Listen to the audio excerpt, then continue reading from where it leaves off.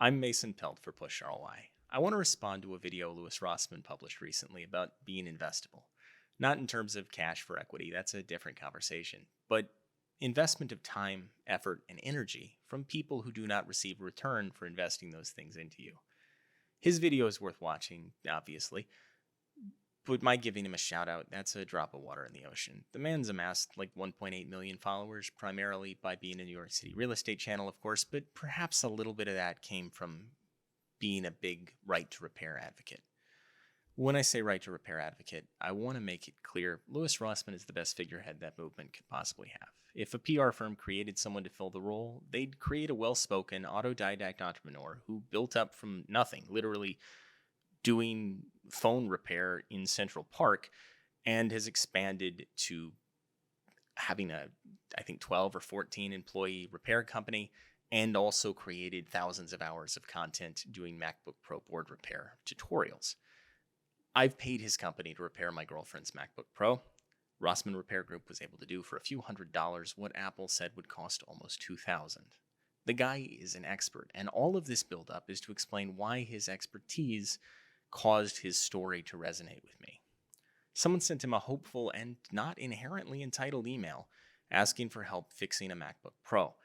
As described, the person asked how to do A, with A being some technical thing, and was told that they needed to first do B, another technical thing. It's repairing a component on a motherboard, logic board.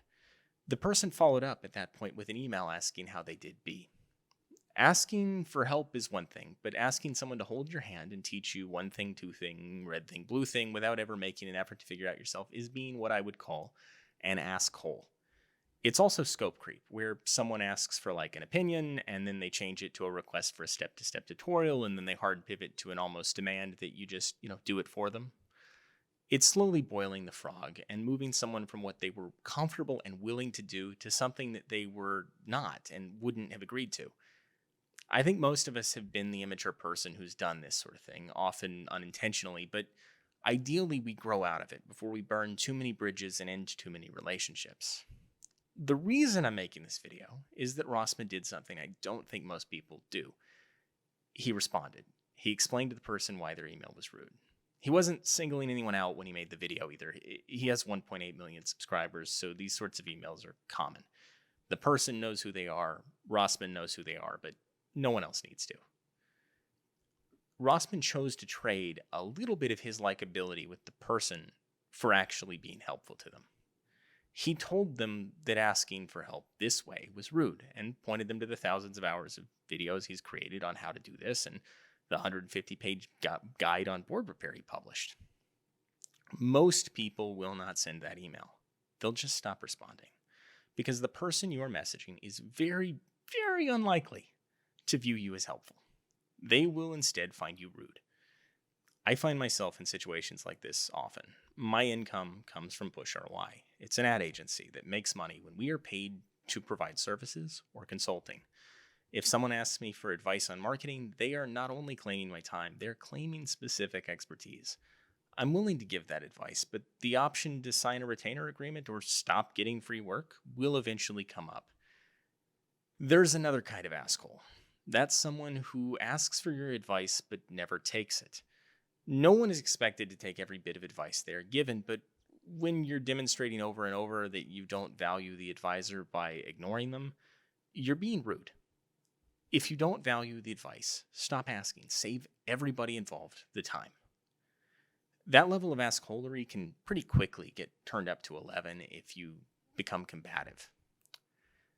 You can't ask for advice and then immediately try to invalidate the expertise of the person you're talking to by giving some vague story about someone with a differing opinion.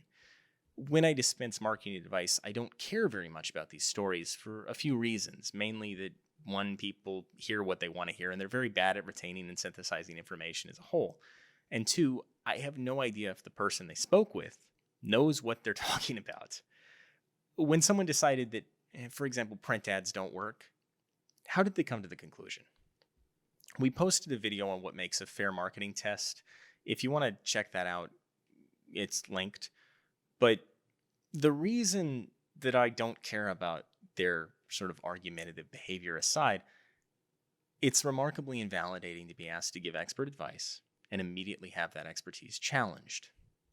No one has to take every nugget of wisdom I dispense like a Pez by partially detaching my head and reining my experience into the world. But explaining why your accountant's son-in-law, perhaps is wrong, that's scope creep. We've gone from advice to a much longer discussion. And if you aren't going to take the advice, seriously, don't ask for it. To the extent I have a point, it's this: don't look a gift horse in the mouth. If you ask someone for advice, understand that you're asking for a favor. You're not entitled to receive it. It is a favor. Don't invalidate the person giving you advice or creep the scope by expecting more. If you find yourself ignoring advice constantly, stop asking. And if you notice the relationship needs to evolve from advice to something else, be prepared to accept that.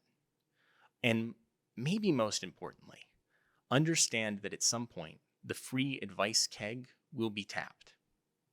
I hope this helps somebody. Thank you for watching.